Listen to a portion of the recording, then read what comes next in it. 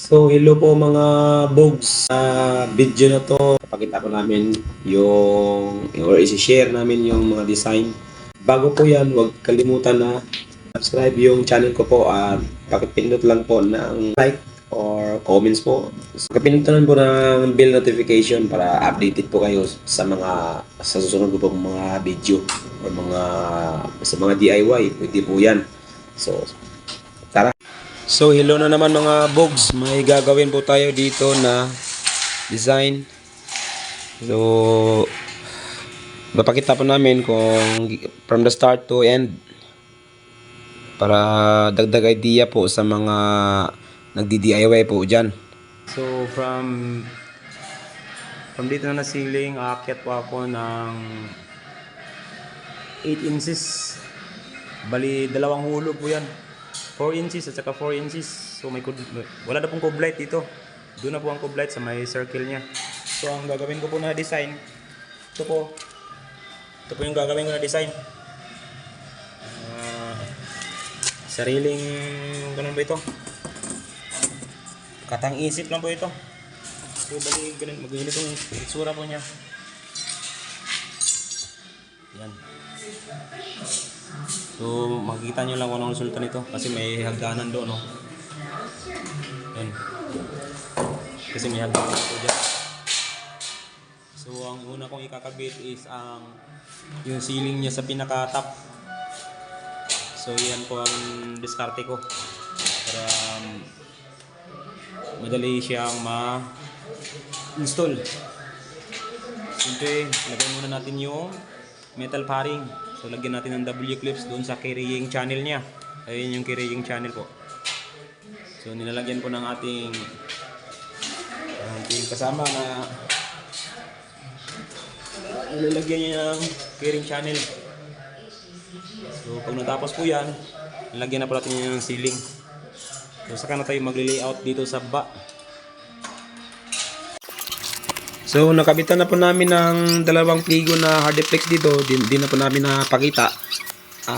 Ito na po, mag-layout na po kami ng design niya sa gitna. Magagawin kami ng circumference para sa ating design na bilog. So, dalawang layer yung bilog niya. O kumbaga, 2 area.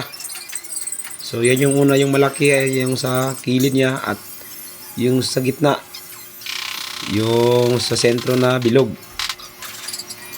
So pagkatapos po niyan, lalagyan namin ng wall angle.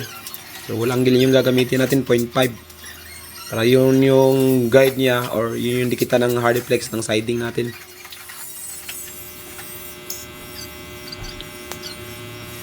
So 20 inches po yung gap niya. So ayan na po, nilalagyan na namin ng wall angle. And then, lagyan namin ng siding na 4 inch. So, wall angle lang yung ginamit namin. And then, sa baba, nilagyan din namin ng wall angle. Tapos, kinabit yun, nilagyan ng mga paring sa bawat kilid niya. Then, nilagay yung hardflex. So, yan po. And then, yan na po yung cove light. Ayan po. Nire-rebits po niya yung sa ilalim na wall angle. So dyan natin ididikit yung hardflex. At ito yung sa gitna niya. Mapapansin nyo yung may mga dalawang metal paring doon sa gitna. Yan yung ilalagay natin. So nagka tayo ng pang siding na hardflex. Number 2 inches po yan ginawa namin or kinat. Yan, natapos na mag siding. So gawin sa gitna na tayo. So ito po yung magiging center ng ating design. So nilalagyan ko pa ng siding. Ito nga pala, walang lang yung ginamit namin na 0.5. Ginting-gunting ko lang mo siya para umikot. Tapos sumabay sa hardflex na bilog. Then nilagyan ko ng metal paring sa gitna. Yun lang yung naging support niya. And then nilagyan ko ng siding na 5 cm. Ito po, dyan po yan ilalagay sa gitna. Ayan po, nilagyan niya ng metal paring. Diyan ikakabit yung bilog na ginawa ko.